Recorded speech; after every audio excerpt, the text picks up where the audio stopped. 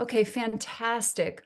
All right, so we had about 40 registered for the course today, and so I assume that there would be a number of people that would not be here. But however, what I like to do with these classes is make them as interactive as possible. And so I am going to open it up where we actually chat for a few minutes verbally with a little Q&A, just kind of gathering, okay, what are these breathing issues that we deal with? Or if you're a director, my people, they're going crazy because of X, Y, or Z. And then we're going to shift once I start the PowerPoint.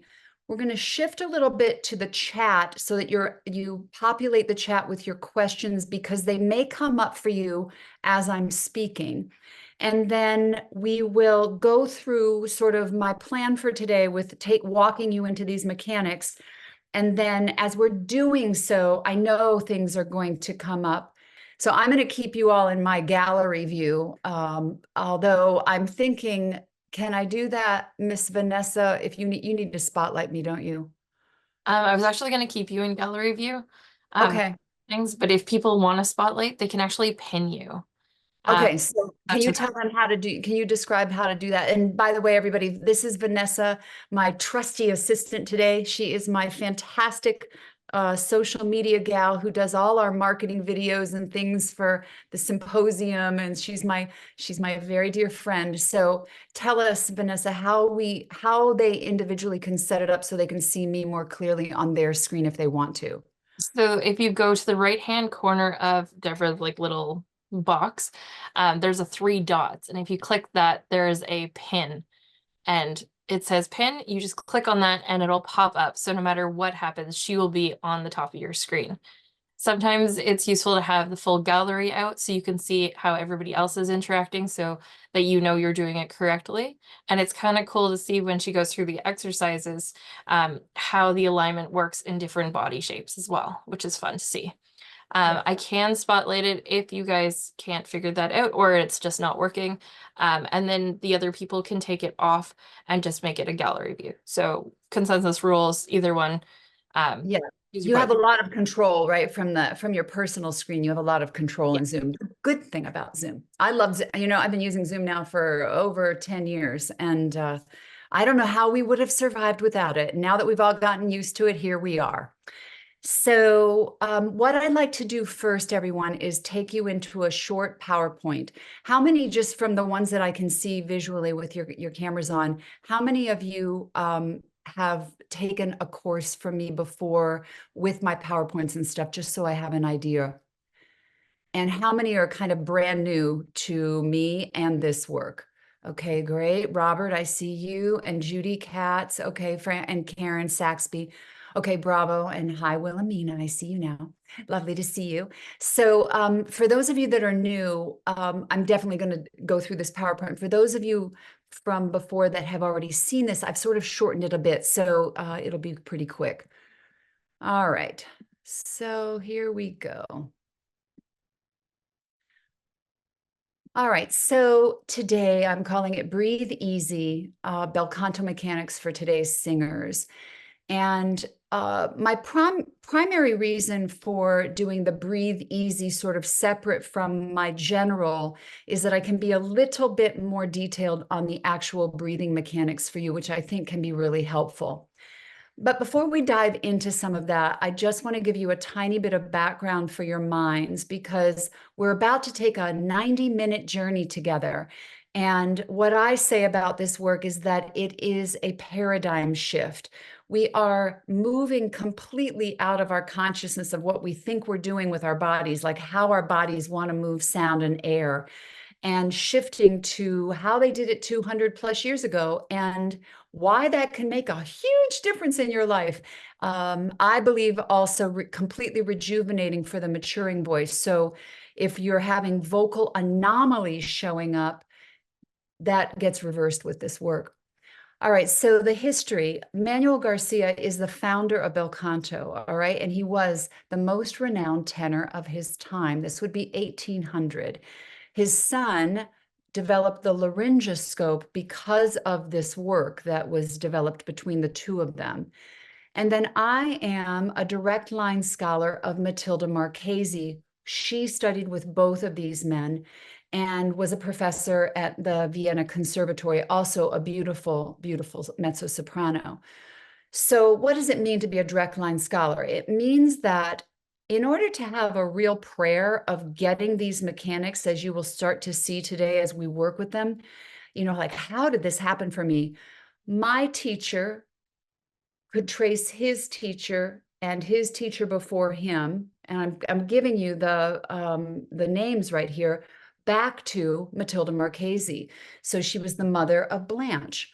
And because I can literally trace a direct line to these vocal teachers, what we know is that when they realized that the bel canto mechanics were at risk of being lost to history, they all decided to make a concentrated effort to keep it pure.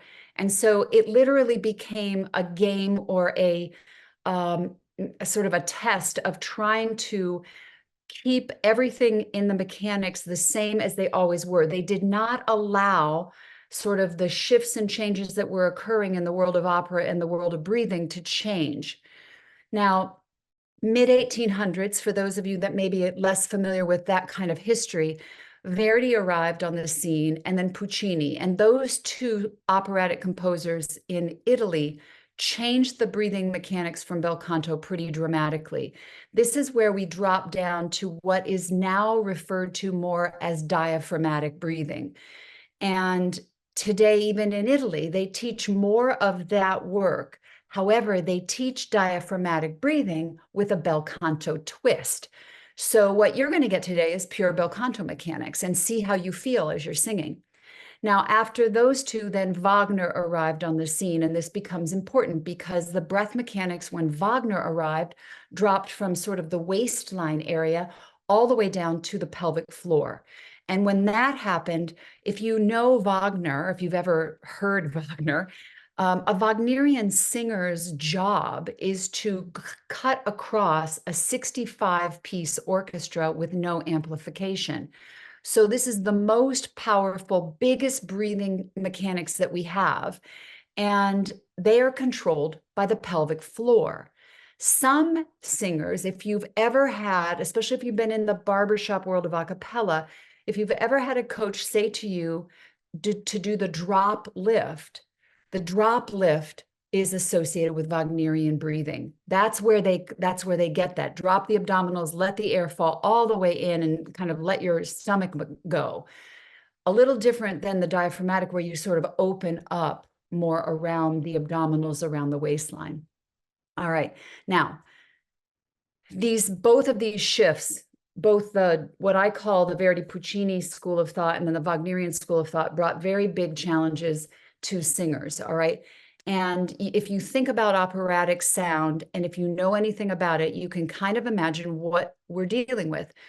The tendency towards larger vibrato related issues, loss of control of sound, tuning related issues, that they can all land on these breath mechanics. All right. So now what we have is three primary schools of breathing in the world of agreement in singing today: English, Italian, and Germanic. Now, what's interesting is the English school of breathing is the closest we currently have to original bel canto. And that's because in 1840, the English were going to Italy to learn singing from bel canto master teachers. They took it back to England and they kept it. And it's part of my theory as to how the Swedish have done so well with their singing over the years, because they are so close to England. Most of the Swedish that I have witnessed and worked with are actually working with more of the English mechanics than they are what we're used to over here in the US. All right, so now just for your own edification, bel canto mechanics will reinforce a clear, free, expanded tone with enhanced ring, which is called in Italian squillo, right as you articulate the words, all right? And my recent book that I've just finished, called Sing Easy, The Magic of You, is a visual walkthrough, and it's actually quite short, 57 pages, of how this one principle called inhalare la voce, to inhale the voice, This principle and a primary tenet of bel canto actually works, which is what I'm going to introduce you to today. Now, initial challenge we have. There's three things happening in the body at the as we're trying to coordinate this instrument. The three in the front is your frontal onsets. That's your consonants that are made with the lips, the teeth, the tip of the tongue, right there around the hard palate. The number two is the beginning of what I refer to as the pharyngeal wall. It's going to be a stretch point that we're going to try to feel, and I'm going to try to help you feel today. This is where your vowels are created. All of the musculature back here is what activates our vowel production. And so this number two position in bel canto becomes the magic. And then number one, of course, in the throat, which we're also going to help you sort of understand what you're feeling today with regards to this, is your laryngeal mechanism, and that is your tonal source. This is the vocal cords, the vocal folds, where the tone of your sound, whether you're speaking or singing, is actually activated. Now, from my perspective, and I've just recently put up a little video about science versus, is bel canto science or magic? And I'm going to say it's both. I don't like to approach bel canto as if it's only scientific, because I feel like the way I teach these mechanics, it's going to feel more magical than scientific. However, it is based on science. And as we dive in a little bit today, you may have questions if you are analytical, or let's say you use some of things like the SOVT exercises like bubbling and straw work and fricatives. There will be a point where you're going to wonder, well, is that helpful with this work? And we can talk about it. Now, whoopsie, I got to go back. So I'm sorry, but I don't know that I can go back. Let me see if I know how to do that. So I'm just going to leave it like this. So your magic, however, because of what our body thinks, this is what starts to happen, is that our air goes in, our air goes out, and as it's going out, we're making sound, and we're supposed to project it towards a distance somewhere in front of us, all right? So we have like this idea that we have to get our sound out of us to a microphone, to a director, to a judge, to an audience, to the exit sign. And because we have gotten so accustomed to this idea that we've got to force the mechanism, force the instrument to work, our bodies have begun to think of air as fuel. It's like we're going to take a big breath and we're going to move this fuel across the vocal folds, and that's what's making the vocal folds work. And today I want to ask the question, what if that's not true? All right. So before I get out of this little PowerPoint, I'm going to go through just a couple more slides. So in bel canto, we understand something called inner timing. When this timing is off, all of the things that I have written here in this first list, constriction, tension, fatigue, pushing for high notes, collapsing for low notes, passaggio, transition area challenges, breathiness, raspiness, rattle, noise in the sound, vibrato, tremolo, and the signs of aging, then uneven tone quality, inconsistent resonance, inaccurate tuning, and vowel targets. As far as I'm concerned, they all land in the realm of breath mechanics. Now, some of them are a little bit more in terms of our structure, which we'll talk about today. But fundamentally, when we solve this issue with our air, we start to solve all of these problems, all right? So in simplest terms, I like to say that irregular air pressure that's moving across the vocal folds is the cause specifically of tuning anomalies, but also the cause of other feelings, sensations, and sort of inconsistent sound. This hurricane force wind coming up from the south. So one of the first questions I ask is, what if we could eliminate our air issues just by shifting our objective, which is what the Italians are going to ask you here in a minute. So today we're going to go through and discover how we're actually designed to be an optimal acoustic resonating ringing instrument that's built to activate and expand sound with no thrust, no force. And what I'm going to speak to here is this is where you may have heard me say before, instead of being a bellow, which is what we're used to, sort of opening up and pressing that pressure of air out, what if we are a cello and we open the body and stabilize the air pressure within us? It's a powerful shift. So we're going to talk today about the power of our pharyngeal mechanism, which is this green line here on this picture, how we gain control of these inner muscles in a way that makes sense by the mind. In other words, how do we keep this simple, even though this is complex, and gain some control of ourselves starting today in this session? How do we lose control of our mechanism? How do we lose control of our singing? I'm going to try to exacerbate some things as we're working together today to help you feel when you've lost it and how it feels when you control it, and like this kind of contrast, if you will. And then how we're going to practice sustaining our control with bel canto, and how this will automatically shift our relationship to air. And I would say to you at this juncture that having done these mechanics in my own body for, well, now over 30 years. So I finished with my bel canto master teacher in 1993. So I've been doing these mechanics and practicing these mechanics since then. My body automatically does them. And I do not ever think about the word air. It doesn't even cross my mind. The word breathe also does not cross my mind. So I'm going to just show you a little picture to get your mind curious about some things. All right, so where we're headed. This dotted line that I've drawn for you, that's going backwards down to the vocal folds, and then the air pressure. So if you have any scientific background and you know, I believe it's called the Bernoulli effect, sort of this equalization of pressure at a particular point. What these mechanics trigger is that it's triggering a balance point in our body that allows sort of this very gentle stabilization of what's under the folds, what is called subglottal pressure, to be continuously stabilized through a phrase. And then we reset a mechanism and do it again. And we reset it and do it again, and reset it and do it again. So the actual principles that we're going to work with today are quite simple. The challenge that you will find almost immediately is that because the body is so used to, okay, I'm stable, boom, and then it pushes, and then it's stable, then it boom, it pushes, and you're out of control really fast. But because of how we think about air, we think it's our fault. We think we have a personal problem.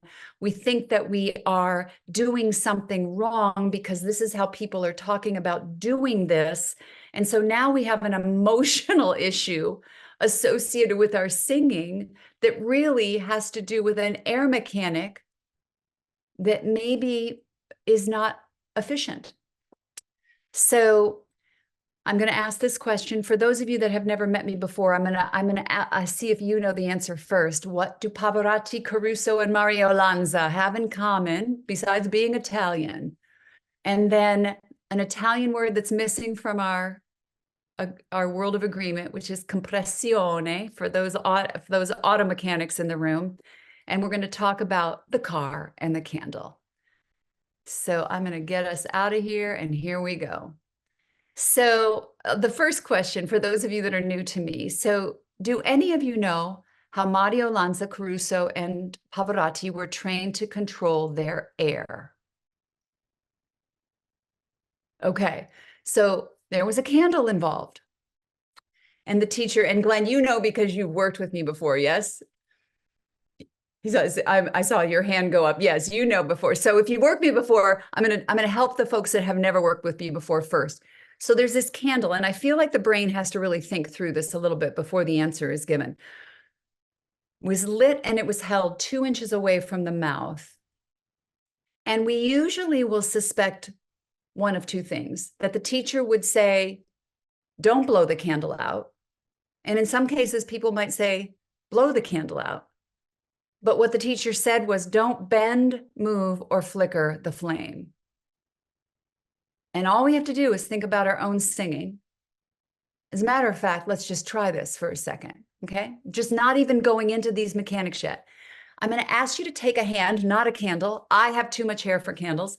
So I'm going to ask you to take a hand and just literally put it 2 inches away from your mouth.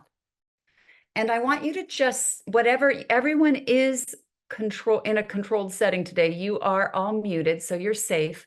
So just go ahead and start singing and notice what you notice. Here we go.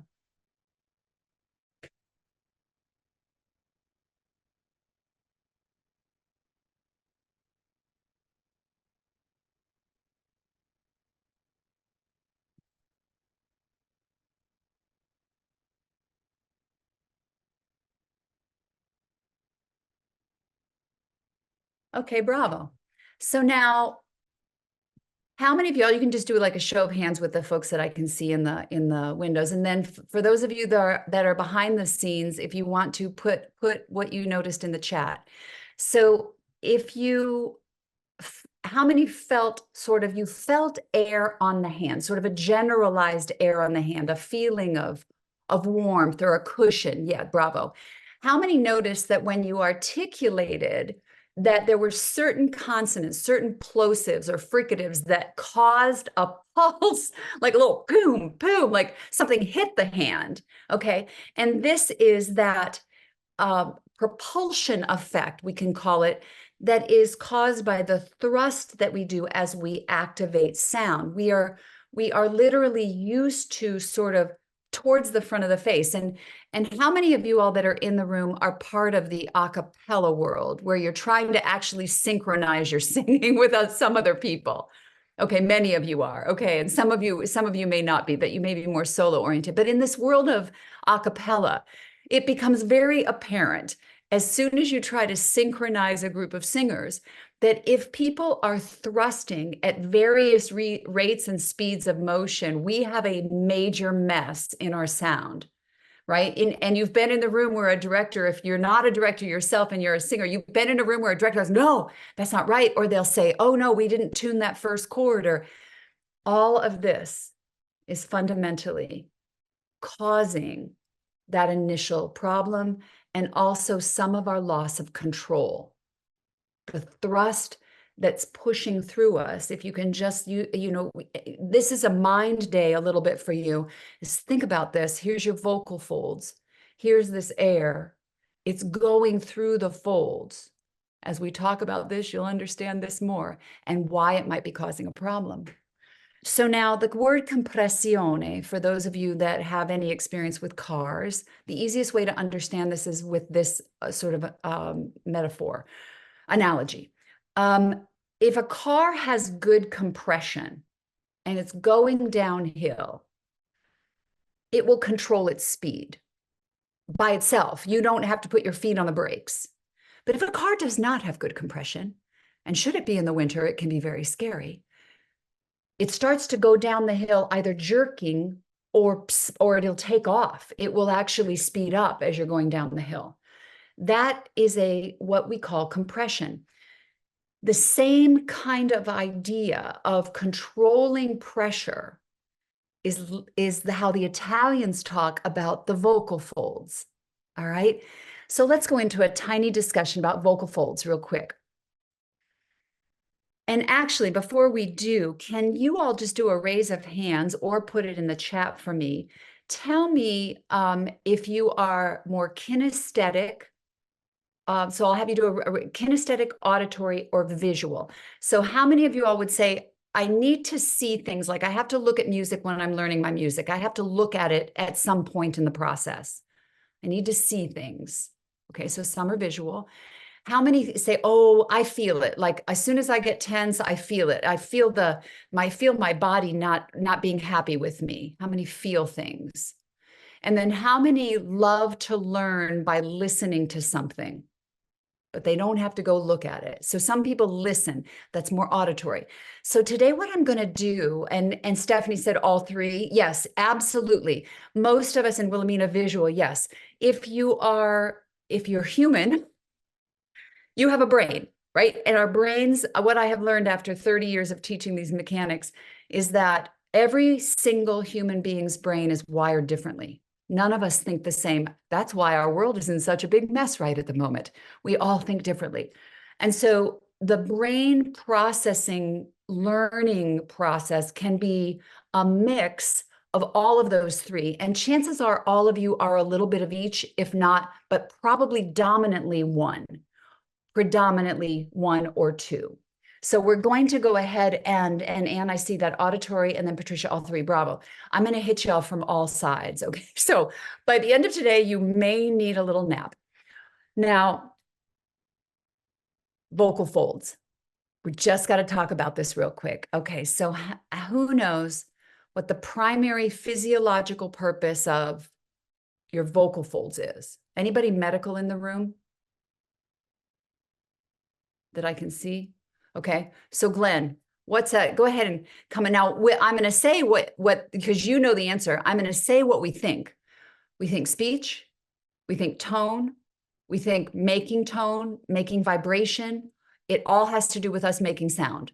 Okay, Glenn, but it really has to do with, you're going to have to unmute yourself, I believe, my friend.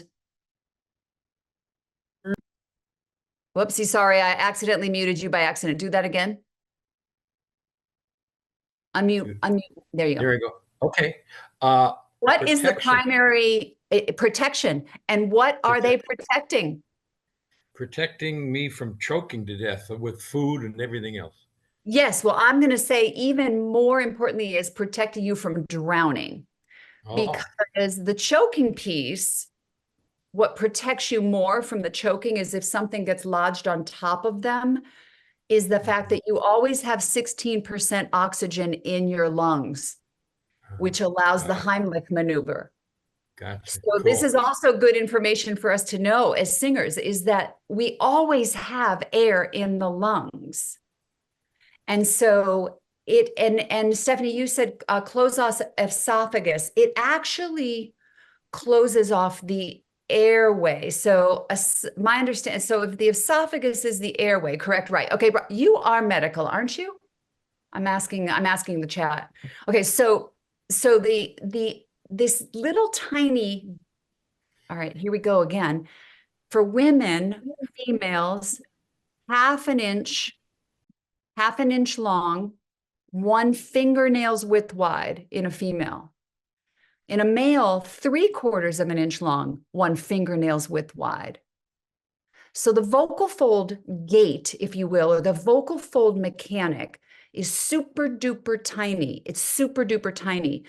And this is, again, we're going to discover today, part of why we are challenged is because we are literally over manipulating with pressure this tiny device whose primary job in life, in all of your bodies, is to stay closed. That's its primary job. And if I said to Stephanie, and I don't remember what your background is medically, I don't remember if it's speech or if medical, so since I can't see you, but what I will say is this, that if you ask someone with a medical background that has ever had to intubate someone, whether the vocal folds like to be open, the answer is no. They will that's why they have to be so careful when you have surgery and they're intubating you so that they don't damage your vocal folds as singers. And so I'll just give you this little piece in this little video because I had to learn this the hard way. In 2015, I had 3 surgeries within a 5-month period. And it was a divine intervention moment with an anesthesiologist before the first one. I told him that I was a professional singer, that I had been in the process of recording.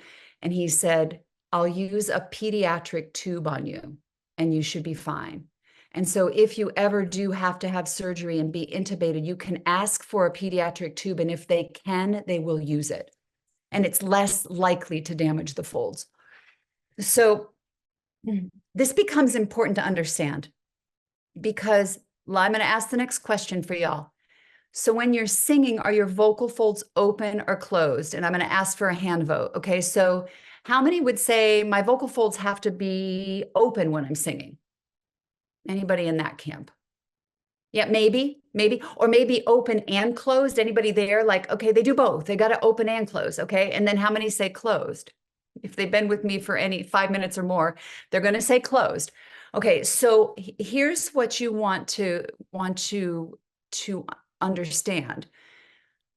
They do, first of all, remember how small they are. They do open and close. There is a vibrational movement that occurs. But if you watch an ENT scope of the vocal folds, and it's a singer, and they ask them, I don't even know how they do it because I've had a scope and I couldn't sing. I could try to phonate for a second, but it's not the easiest thing to have this thing up through the sinuses and into the throat and try to actually activate an actual singing sound. But you can watch certain demonstrations of this, and what you'll see is if you hear vibrato, you will literally see the vocal folds opening and closing. That's vibrato. When they are separating from each other, we start to get a wavering in the tone. Fundamentally, they must be side by side to make a clear tone. They must. And so the distinction is going to be this for you with this work today. Let's just start to dive into a little bit of the feeling. So exhale for me very gently. And now inhale for me through the mouth very gently.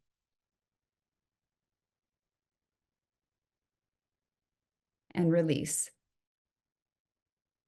And notice as you do this again, there's a moment where all the air movement sort of stops. Okay, here we go again.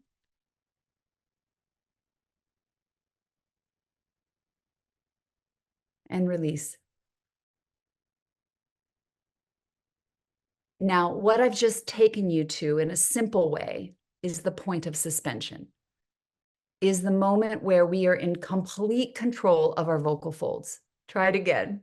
It's very weird. It's kind of freaky because you're like, well, I can't sing on that. So here we go. So do it very gently again. So just breathe in gently.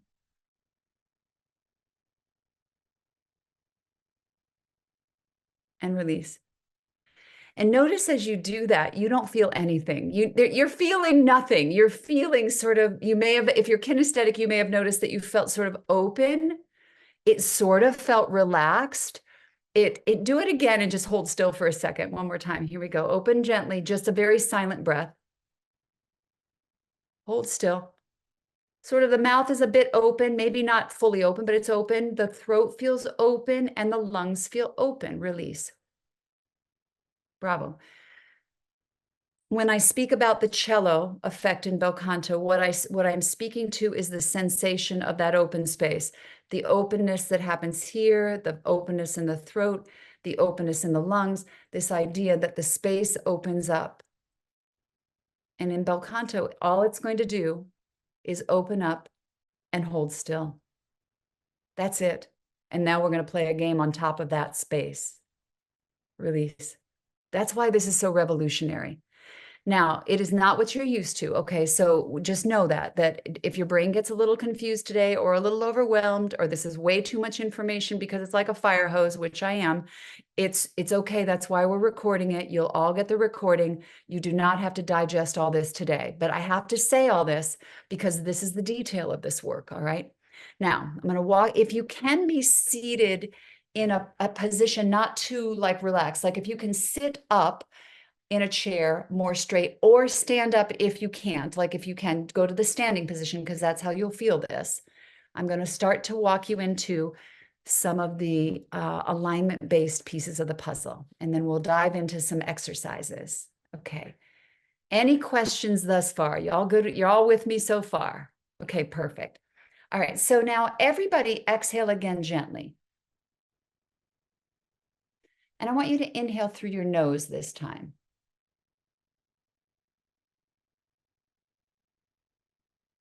And release.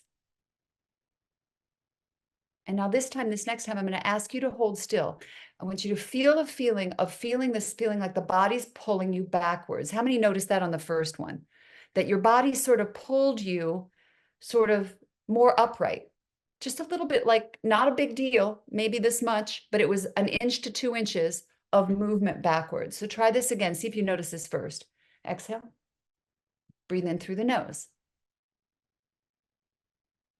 How many feel it? How many, by a raise of hands, how many can feel that sensation or sense it when you're standing? Okay, how many don't feel it? Did you feel? All right, pretty much everybody we've got, I think, that I can visually see.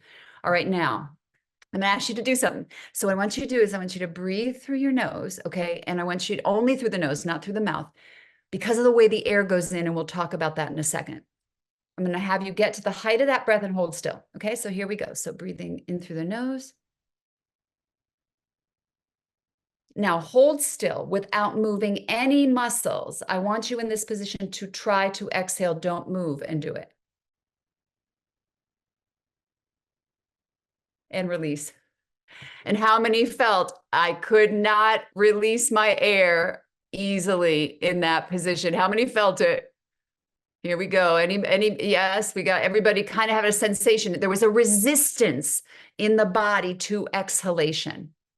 Okay, so this is, I'm going to just say step 2. This is the fundamental magic, that we are going to pull into the body in such a way that we trigger the autonomic breathing mechanics that you do naturally every day of your life and have since you were born. You all know these mechanics already. You just don't realize that you can sing on top of them with total ease. It's so counterintuitive. So your body knows how to breathe. But now watch it. Let's break this down a little bit. So exhale again. I want you to do it another time through the nose and feel where your air is going as you take it in through the nose. So exhale, breathing in through the nose. Bravo. So how many noticed that your air went more towards your back? It was like you could feel the lower back lobes of the lungs, or the ribs, lower rib cage in the back, open up. How many noticed that? You felt it, Wilhelmina? Good, good. Okay, good. Did anybody not feel that? They didn't feel like, they didn't notice the difference. Okay, so now everybody exhale and just breathe in through your mouth.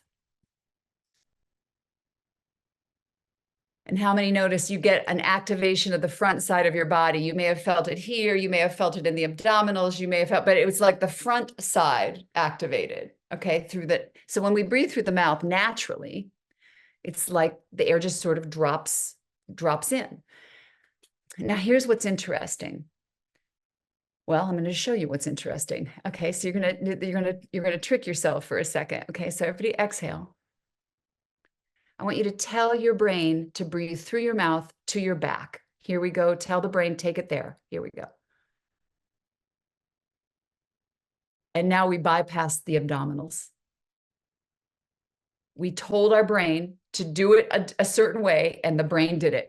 Okay, how many felt that? Like, I told it and it went there, but I don't know why it went there, because the other time it went there. Like, okay, right? So okay, so this is, I'm taking you to lesson number 1 from my bel canto master teacher, because I think that this was the day. This is where everything changed. There are 2 channels for the air to go into the lungs. And as Stephanie's going to be there going, it doesn't make any sense because we have 1 airway.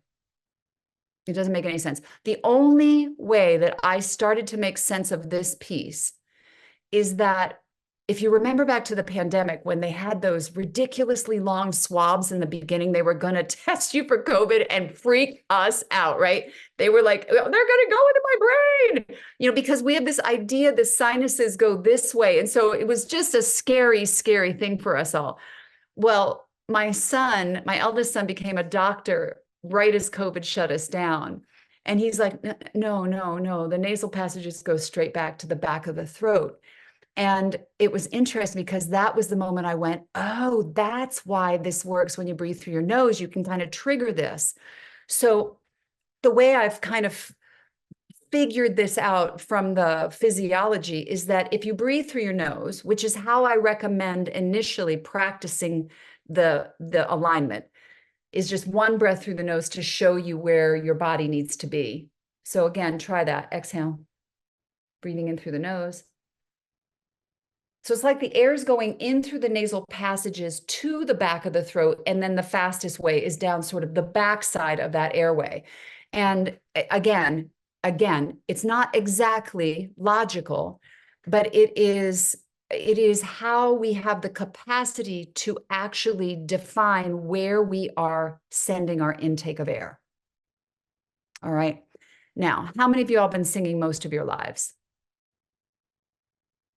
Okay, and how many have been singing with larger breath mechanics, either, as I described, sort of larger, like the diaphragmatic breathing mechanics, like towards the middle of the body, and how many were going more towards the hips, like actually drop lift kind of things, where you're going all the way, dropping the air in? Okay, I know poor Marilyn. Marilyn's in my studio now.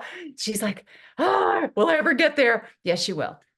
So if you're used to the bigger breath mechanics, initially, when I first started teaching this work, I did not address inhale, because I kind of was like, well, if you get the air in however you get the air in, and then you just start doing bel canto mechanics with what you're used to. But what I've come to understand over the years of trying to help people do these mechanics and deal with the anomalies in their sound is that I now realize that if I actually take you to the intake and show you how to actually get the body in the right position to start with, we can get to the results much faster. So I'm not even spending any time with the bigger breath mechanics. All I have to tell you is they're for Puccini singing and Wagnerian singing. And if you're not singing Puccini and you're not singing Wagner, they're big, and too big potentially for what you're doing as a contemporary singer. Okay. So again, we're gonna do one more thing with this piece of the intake puzzle so you have a reference point. Okay, so I'm gonna have you put your sort of forefinger towards the front of your ribs, thumbs towards the back. Okay, sort of here and here on the sides. Okay, and then what I'm gonna ask you to do is go ahead and take the breath in through the nose first. Okay, so just breathe in through the nose. And you feel that quality of inhale. You get a nice side expansion, and then your thumbs move. It's like side, boom, thumbs it goes towards the back. Okay, now release. Keep your hands there. And now I want you to just breathe in through the mouth. And notice that immediately we start to get a bit more movement on the forefingers, and you don't get the same side expansion. It expands a little, but it doesn't go out as much as the breath mechanics. Patricia, go ahead and unmute. You have a question? No question, just that I have always taken my breath sideways. You're one of the lucky ones, Patricia. So if your body is used to this sort of, now, and you felt you're getting full expansion on the side. Now, how many felt that when you did the nasal breath, that you felt a bit more expansion on your ribs sideways than you did when you did it with the mouth breath? How many? Yeah, you felt a little bit of the difference. Okay. So here's what I would just want to say, and thank you for Patricia for sharing that. So what we know is that if you only do sort of an idea that you're going to sort of breathe to the side, but you don't get that full expansion, you're still not going to get quite to these results, because fundamentally, my feeling is you're not going to feel like you have enough air. It's like your body is going to be working on less air in these mechanics, but more sustained air pressure. So the gentler breath, if you only partially open, you'll get in the middle of a phrase and feel like you've lost it. So it really does land for me here in the back, sort of just getting all the way, like exhale again, just do it one more time, breathing in through the nose and feeling that fullness, but gentleness of that full open expansion of those ribs. All right. Any questions about this before I go forward? Now,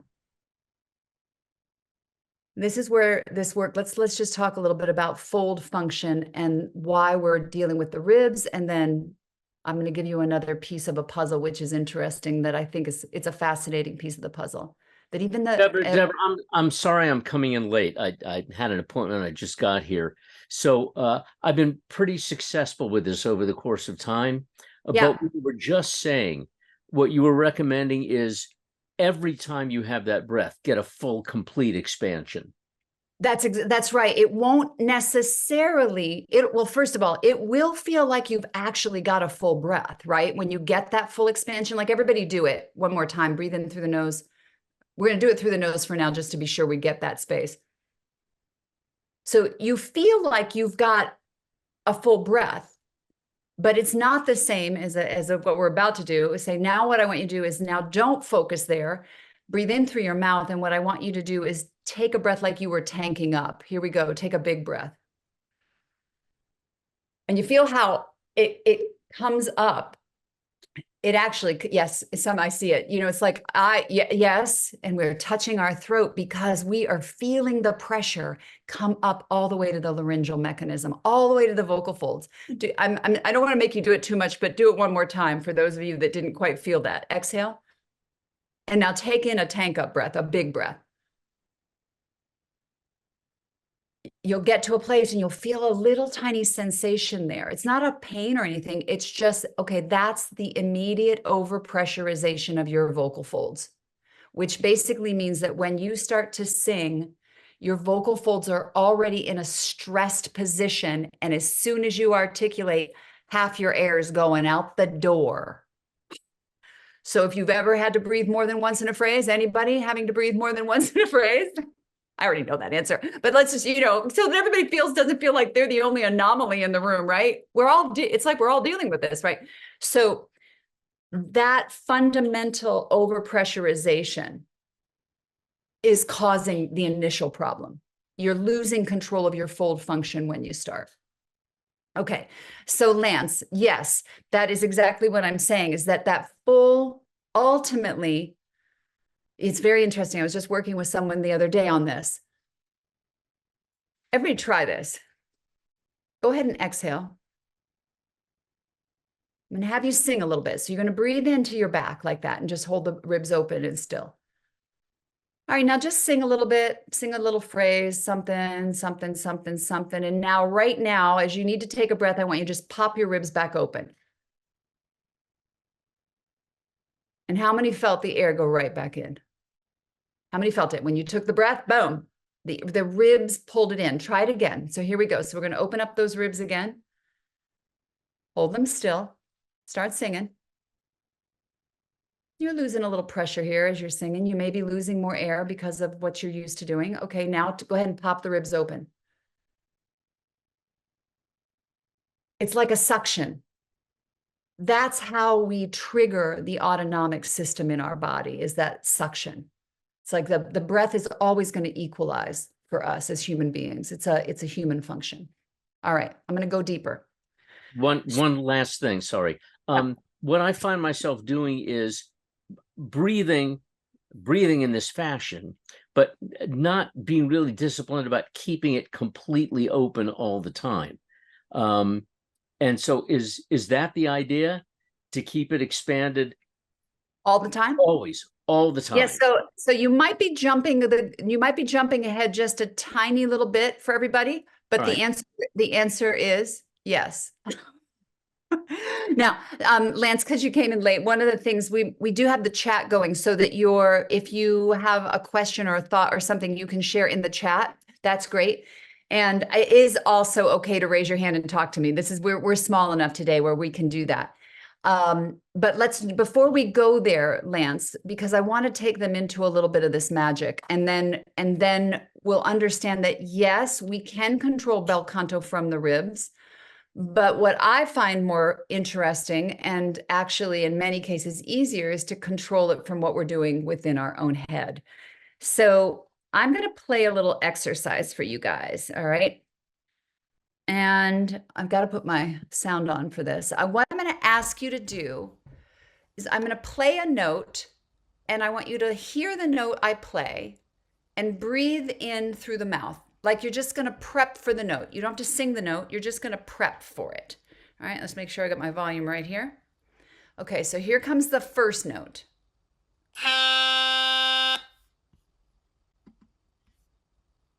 Bravo. Okay, now release, and now prep for this note.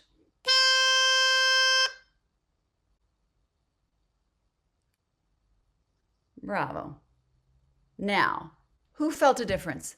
Who felt a difference between the inside space of the first note and the second note? Hi, Margaret. Margaret, do you want to tell me what you felt between 1 and 2? You'll have to unmute yourself. I felt that I lifted higher for the higher note than for the lower. Yeah, that the body actually, as you took the breath in, automatically got you higher. Okay, good work, Margaret. Nice to see you. So did anybody else feel anything else besides the height? Did anybody feel something else as well? So you may have noticed, try it one more time and breathe in again for me on that high note. Breathing in. You may also feel a stretch or a feeling of opening that's deeper, wider, as well as higher. It's all of the above.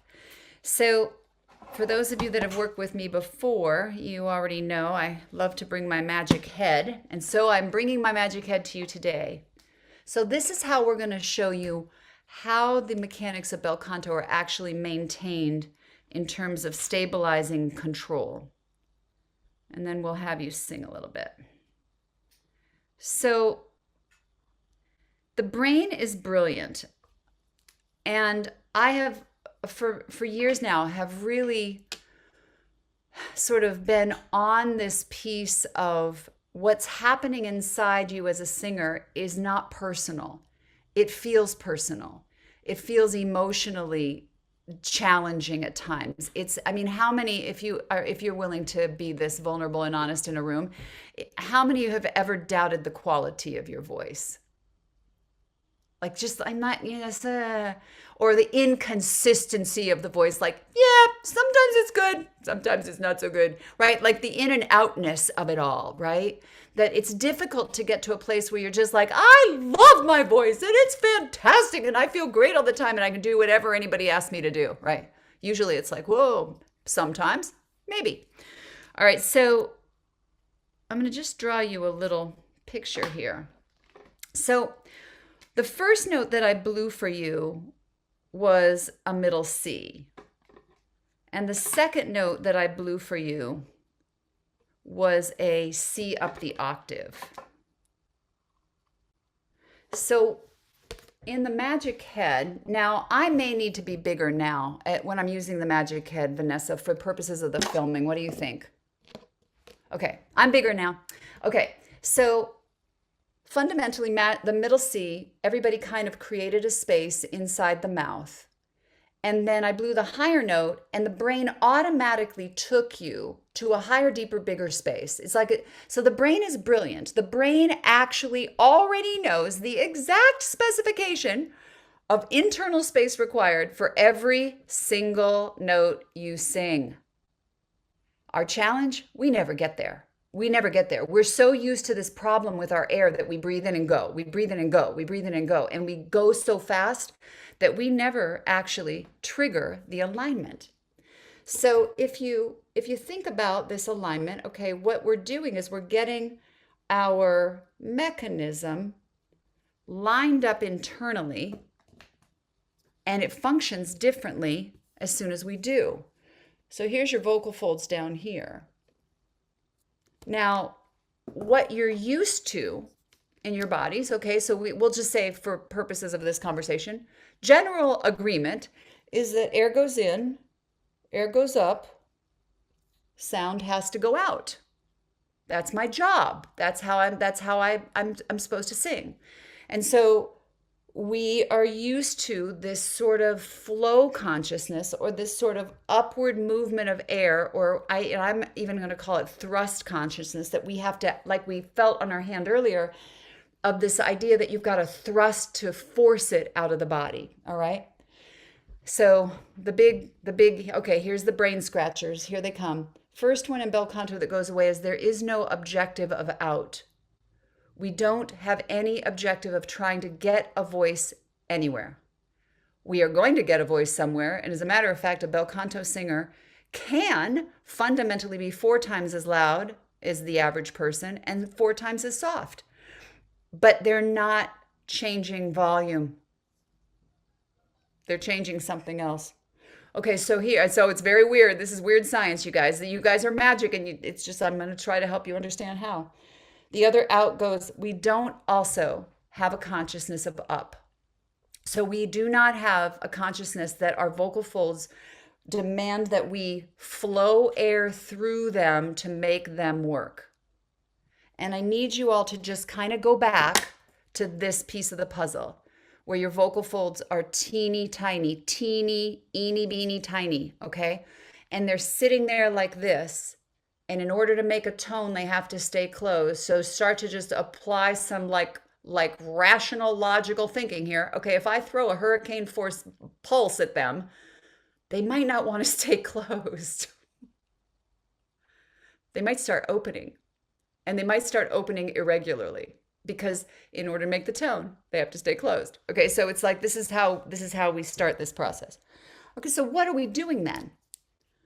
First of all, we're going to open deeper, higher, bigger than we are accustomed. We're going to go ahead and open completely, which I'm about to have you feel. And when we do so, we are going to change the relationship we have with our vocal cords. We are now going to be in the Bernoulli effect. We're going to cause the body to pull into a position where there's an equalization of pressure at the folds, keeping them closed, making them incredibly happy. They will do anything you want, no matter what note it is, when they are not pushed. They just have to be activated.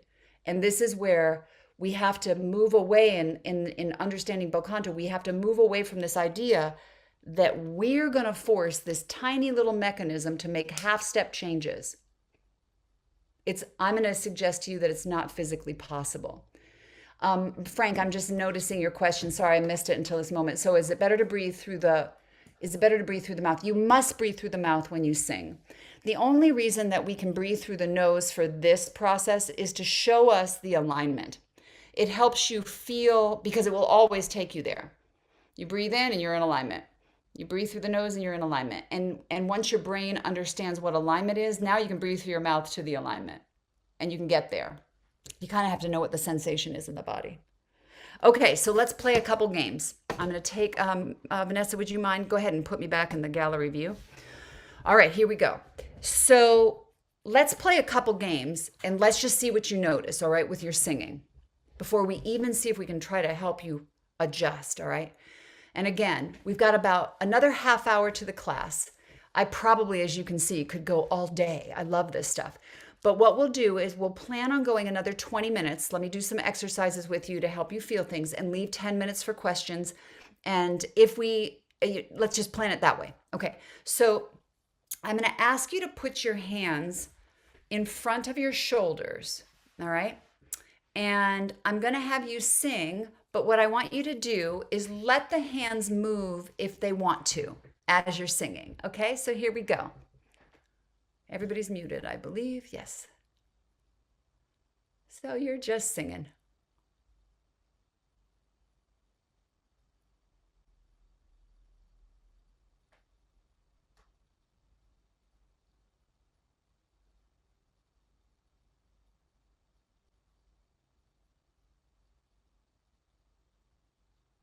Okay, bravo. So now just by watching the screen, some of you, maybe if you're kinesthetic, all right, some are not kinesthetic, I can feel it, that if your hands are just staying still, unless you've been doing the work with me for a while, you may not be feeling this here, but you may be feeling it internally. So the hands, there's a tiny little feeling of gas pedal, like a little tiny thrust as we articulate. So it's when we're singing with our other breath mechanics, okay, try it again and sing something a little more Just sing it, either sing it a little bit, tiny bit louder, like mezzo forte, or sing something that's like an uptune or something where you can kind of feel the pulse. Okay, see if you can feel this. There's like a gas pedal that wants to roll. Here we go.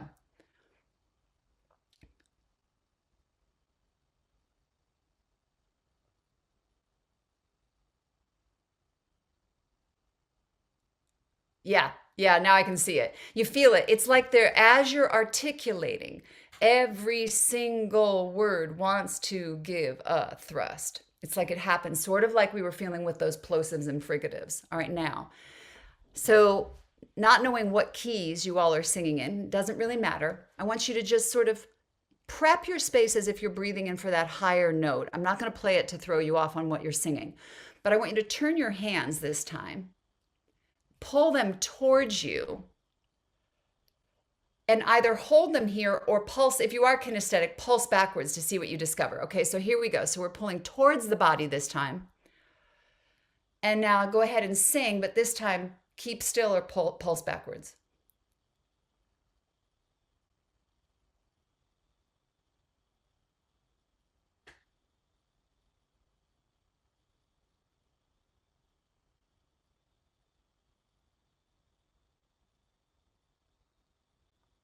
Okay, bravo. All right. Did anyone notice a difference between how they sounded, felt, or noticed their mechanics between going towards me versus going towards self? Debra, you noticed something. Go ahead and you can unmute.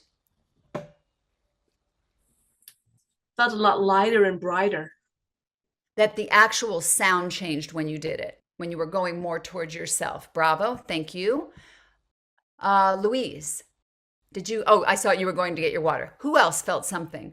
Who else noticed something from 1 to 2? David, did you notice something?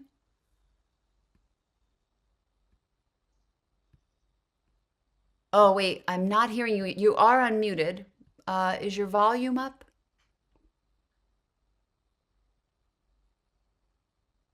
For some reason, I'm not hearing you. Can you check? That's okay. Go ahead and I'm going to just there you are. I hear you now. No. If you go down to the up arrow by your mute microphone, you'll see your audio settings and you'll be able to figure out where your microphone is. Stephanie, did you have something? What'd you notice? Yeah, I didn't when I had my hands back, I didn't feel that pulse of air. I felt a constant release of air. Yeah, it didn't feel the same. And your sound, and I'm going to say it a little differently. When you were singing, as opposed to a constant release of air, that there was an ease with which the sound was releasing the whole time. You didn't notice any kind of feeling like there was inconsistency, maybe, is one way to describe it. Does that make sense to you? Not to put words in your mouth. But I think fundamentally what happens with this work, we just triggered it. We just triggered bel canto. Okay, so this is step 1. Who else felt something that time? You can just raise your hands if you want to. You noticed something. Jackie, go ahead. Do you want to share?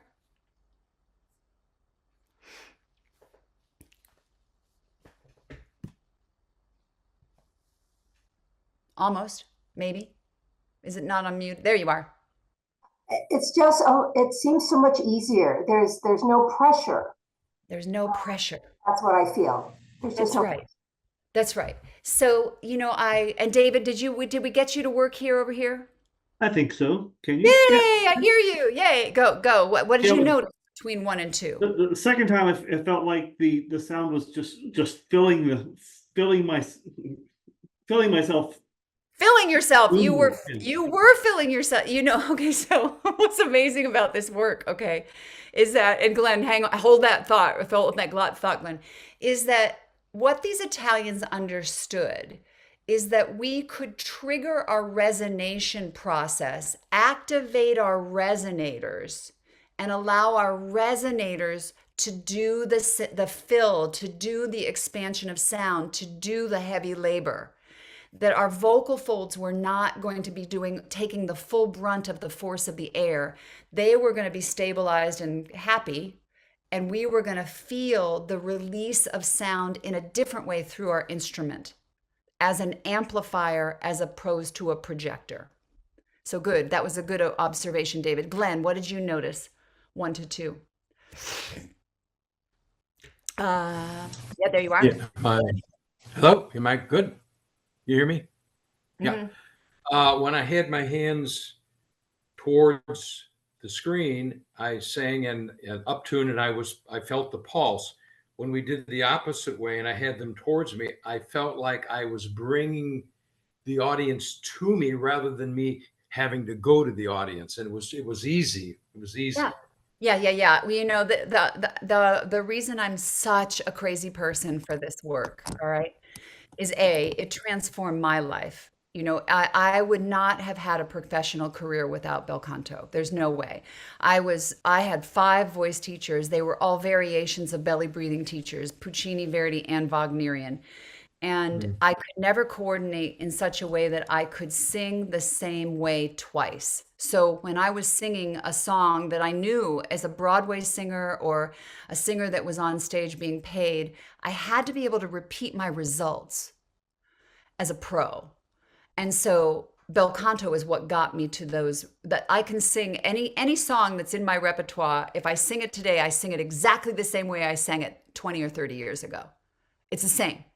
And so it's very weird. And I will also say this as a side note, just for the piece where, you know, some of us may be feeling a bit of our voice was great 30 years ago, it was behaving great, and then suddenly I got a little older and then it stopped behaving, or it's not behaving like it did 30 years ago or 20 years ago or 10 years ago or 10 minutes ago, right? So the rejuvenating quality of this work is what thrills me. That's why I'm on a mission I say I'm on a mission for God, because these mechanics are all but lost. They're all but lost. There's no way, with everything out there in the world of how to sing, the fact that I even exist and can do this is an amazing thing to me. So let's go a little deeper down the rabbit hole. Does anybody have a question at this point before I do? You're hanging in there. You're doing great. So we're still good. We've got 10 more minutes. So I want to show you one other problem that causes us problems. So, and Stephanie, this will be interesting for you because you're directing, correct? Am I right? Yes, you're directing out there. And how many directors do we have in the room? I know David, yep, Stephanie, Margaret, anybody else in the room? Yeah, so and Brian, so you're working with other people who are dealing with issues, all right? So this is an interesting one for you all. So I'm going to take you to have you put your hands you can put them like sort of right in front of your chest or right in front of your stomach, either one, sort of this way. And whatever song you were just singing, all right, I want you to just speak the first phrase of the words. So just say the words to yourself.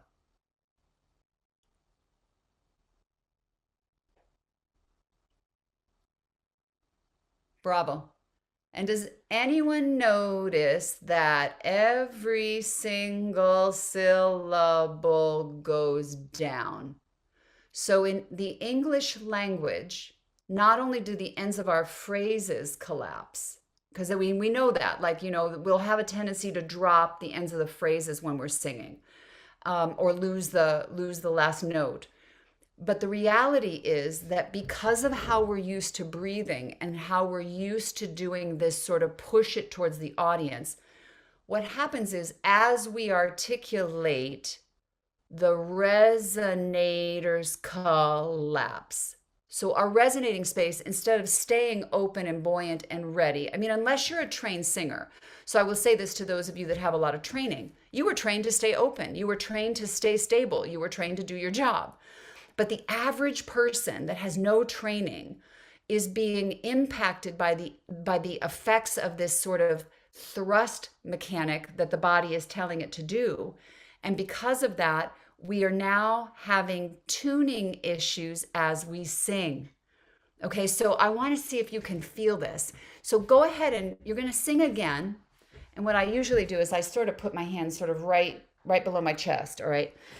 And just have them there and notice as the sound, if you feel the sound collapse, notice what you're feeling. All right, here we go. So go ahead and do this for me.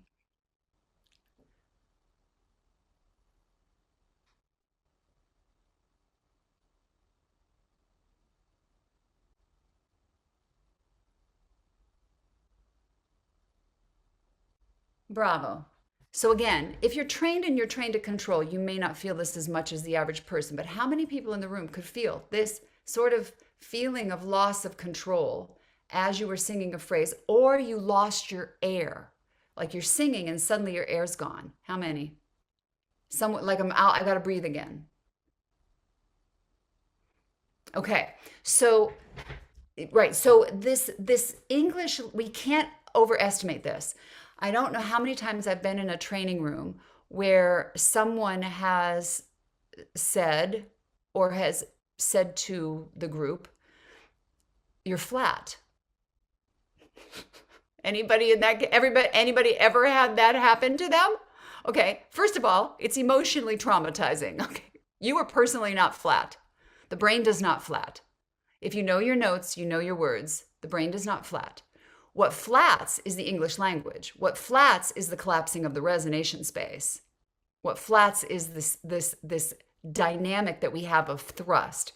So I just want to, I'll take one step farther for this piece, and then what do we do about this? So if I'm singing a song and I let it collapse, so I'm going to just do I'll just do a little bit of the hills. So the hills are alive with the sound of music. And now someone would say, "Debra, Lynn, you have a problem with your tuning." Okay. And so what I did is I just sort of let go in order to do this. It's kind of hard for me to do now. So I'm going to go back and the hills are alive with the sound of music. It just doesn't move like that. But if I were to collapse my space, collapse my, and be sort of pushed around by the English, we're going to have tuning issues, and it's caused by the language, not by us. So what do? So everybody flip your hands the other way. And whatever song you were singing, I want you to activate the sound in an upward fashion. So it's sort of like you're going to go, the hills are alive, the hills are alive with, the hills are alive with the sound. Say that for me. Here we go. Just use those words. The hills are alive, the hills are alive with, the hills are alive with the sound. And so what we do is we activate at onset in this work, okay, and this is taking you a little bit deeper down the rabbit hole. We activate the resonating process. Hang on, I gotta see if I can find a green one. In such a way that instead of, I'm gonna use my air and I'm gonna grab a note, I'll catch a vowel, catch a consonant, and leave the building, sort of this kind of timing. We're going to pull everything into position, stabilize the body internally, and we're going to activate the onset, whether it's vowel or consonant, doesn't matter. The beginning of every syllable, we're going to activate that onset in a bit more of a precise way without forward thrust, and we are going to cause the tone to happen. We are going to activate the tone at onset. We're not going to activate the tone by pushing air at the folds. We're not going to try to control the folds from underneath them. We're going to control the folds from above them. And that changes the game. So let's see if we can feel this in our next few minutes before I open for candles, okay? Open for candles, open for questions. Okay, so go ahead. You may take me off again, Miss Vanessa. Thank you. All right, everybody. So let me walk you through this real quick. What I want you to do is take whatever song you were singing. I want you to go ahead and pull your hands towards you just for purposes of getting to the alignment. You're going to open up. Now, I want you to hold this still and sing that phrase. Don't move, just sing a phrase.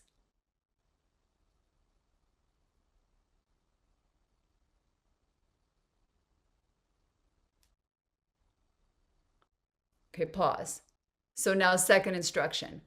I open up, I hold still, I stabilize my space. So you can either do it from the ribs or just open up and hold still. Okay, and then when you get to the next breath, open up and hold still and do a second phrase. Okay, so there's this, that's a full instruction. Here we go.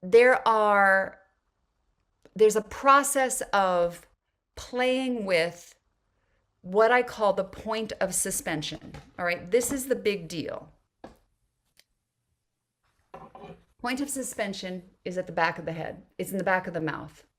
So most of us are so used to kind of going to work and letting go of that inner space that we lose the connection to what's called back pressure. Back pressure is what you're creating if you've ever done bubbling and straw work and fricative work. But back pressure by bubbling, straw, and fricative work is work that's trying to control the excessive pressure of force of air and hold it back. What we're doing in bel canto is we're never taking in an audible big breath. We're always focusing on an inaudible breath. We're always focusing on a gentle breath so that our air pressure here is never hyper pressurized. And then what we're doing is we're stabilizing internal back pressure, which is caused by the back of both the back of my mouth, the pharyngeal wall here, and also the alignment. It's the combo of those two things. And so if you, go back over some of the stuff we did today, if you want to look at, when you look at the recording, but I would also recommend that if you were starting to feel some of the results in certain ways, but it didn't all fully click for you, it's okay. This is a pretty big jump to make in one day anyways.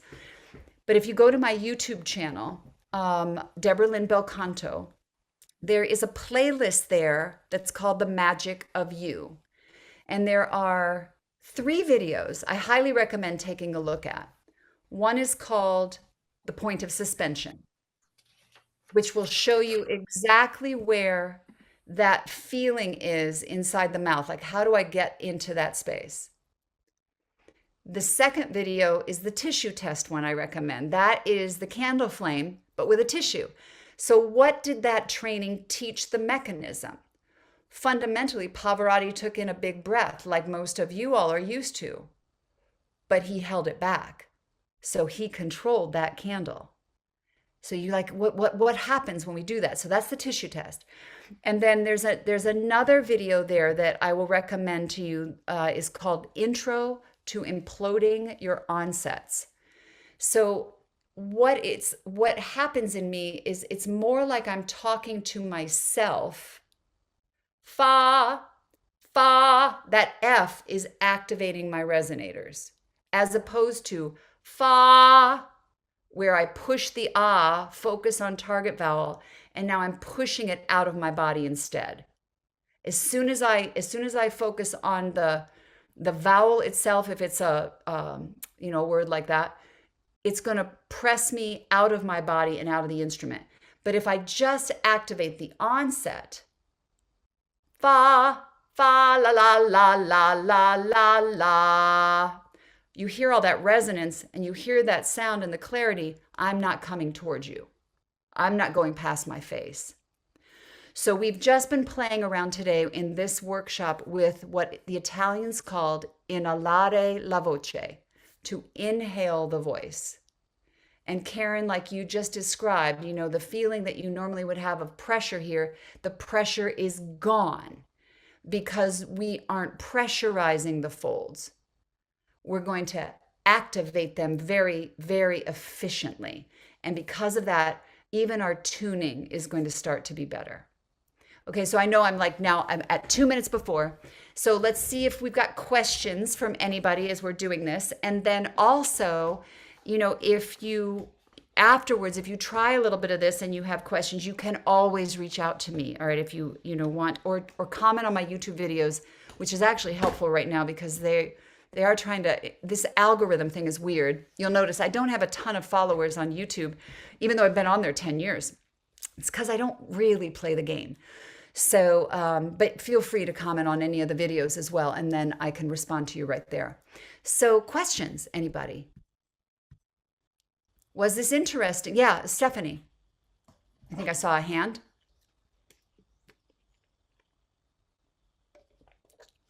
I didn't have my hand up, but I was thinking something. Yeah, go. I have never really sat in on, I know you've coached my chorus several times, and I know you're at HCE very often.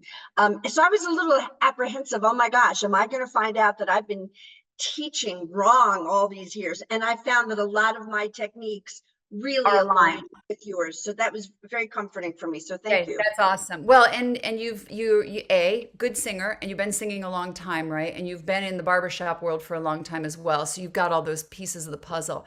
Um, yeah, I think that probably especially if there's issues that come up in dialogue, like, oh, Deborah Lynn said, like that'll happen sometimes. Deborah Lynn said.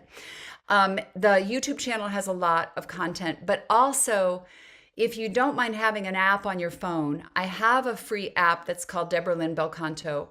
And the tutorials in there on how these mechanics work overall and the breathing mechanics are the most comprehensive I've ever done.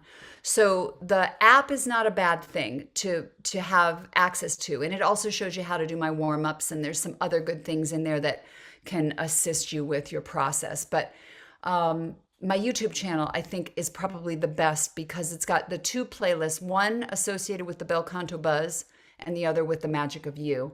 And then the last piece I'll say to you all again is that this last book that I've just written, from my perspective, this is my legacy that I'm leaving. When Tony Bennett passed at 96, he is our living legend, Bel Canto singer, and a demonstration of the fact that you can maintain your vocal integrity of the voice for a very long period of time. And what I say is he also maintained his joie de vivre his whole life of singing. So he sounded like Tony, and he maintained his love of the sport. So I think that's a testimony to this work. I'm now 62. I've been singing now since I was 11 in public, and my voice is younger than it was 20 years ago, because I understand the mechanics better and better and better, deeper and deeper. It's just amazing what's happening. So just know that if you're dealing with vocal issues, go to YouTube. You can always reach out to me if you need some kind of private support. And then I do these group classes. So any other questions in the room? Robert, was it you that I maybe was seeing? Nope, not Robert. Anybody? You're all good? Or Jackie? Hi, Jackie from High Desert Harmony, Paris. Yeah, I'm from Nevada, and I mean, is breathing through the mouth just too drying? Is it just seems to dry my throat out? So that's my question. Well, I'm going to say to you that if you are aggressive with your breathing, it's dehydrating. I will also say that if we're aggressive and we have audible breath, we didn't really cover this today, but let's just do it real fast. So everybody exhale. Take a deep audible breath. Everything grabs, everything jams up. You feel the contraction. The instrument is not in the optimal position when you do that. So just taking, Jackie, for you, make sure your breaths are inaudible. So gentle, they're going to feel like fairy breaths, and you're going to freak out at times and think, I don't have enough air, right? So that's the battle, is that feeling of that.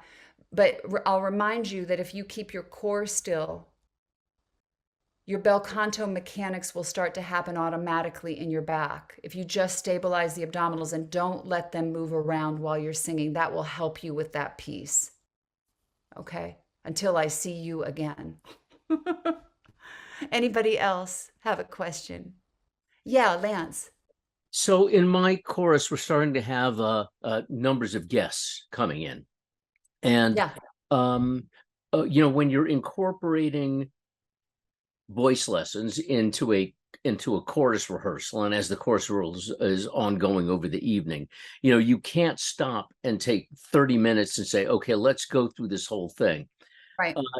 If you're seeing these guests from week to week, do you think a better way of handling it would be to take one component part of it and say, this week is brought to you by, the letter R for rib expansion, Yeah, it's brought to you by the alignment. Like, okay, our goal on this whole next run is to maintain our core stability, maintain our physical alignment on the risers, and that's your focus. Because here's the problem. These are the mechanics that have to become subconscious. This is why this is a journey. This is why there are a few of you in the room now that are working with me privately or working with me in other groups or choruses. And as we all know, it's a journey because we're shifting paradigms. We're also shifting our objective. We're shifting away from thinking we have to use force to what if we don't? And so what I would say to you, Lance, is that physically the breath through the nose, everybody in alignment, hold your tummy still. Let's sing that song, but try to keep that piece of the mechanism stable the whole song. Watch what happens to your sound. Just by stabilizing core, you can hear a difference in the tuning on the risers. Then I would say, like you said, breathe towards the real. Okay, we're going to do the diva stance tonight.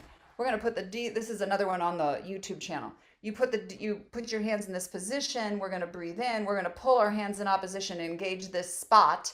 And now we're going to sing an entire song with the diva stance, and look really silly and feel pretty stupid. And at the same time, understand that those divas were reinforcing their rib engagement because rib engagement reinforces fold closure.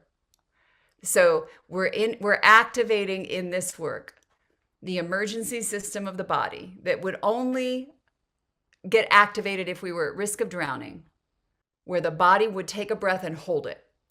And it would not let go, because if it didn't, it would know that it was going to drown. And so that's basically what's happening in bel canto, is that reinforcement of those ribs. Yeah. Have we ever discussed the levels of competence? Did we ever talk about that? The unconscious incompetence, the conscious incompetence?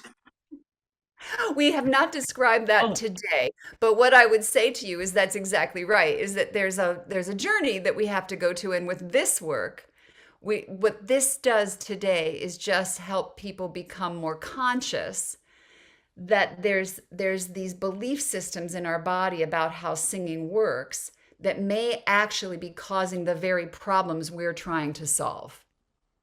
And right. Now, what if we suspend and go in a different direction? And what I've been doing now is I've been dancing now for months between the conscious competence and the unconscious competence. And I'm finding more and more and more, I'm spending more time in unconscious competence, where I don't have to, if I'm thinking about it, I can do it all the time. But I'm now getting to the point where I'm aware when I'm not doing it. That's right. Now I want to just tell everybody. So Lance is in a quartet called Do We Sing 'Em and How? And I love that because it looks like a lawyer's set of names. And Lance was in Tampa at a workshop when I went down. It's been about a year ago? And it's taken me that long to really incorporate this stuff. Of course, because how much of your lifetime were you doing the other? All you know of it. What I'm saying? Right? All of it. So, but anyways, if you go on I believe it's on the YouTube channel, isn't it, Lance, that demonstration? And it's probably under performances, or maybe Vanessa, you can either put it in the chat or tell us maybe what that video, where that is. But there's a demonstration where you hear the transformation of a trio of Lance's, no, just the duo, you and Kurt. The bass. In that workshop where they demonstrate it going towards us, and then suddenly they do the mechanics, they go the opposite way, and what happens in the sound is so profound the room went crazy. So that's well worth taking a look at. Lance was a great demonstration model. All right, well, everybody, I know we're over a little bit, so anybody else have any final question? All right, well, I loved having you all here today. And reach out anytime. It's a pleasure to teach this work.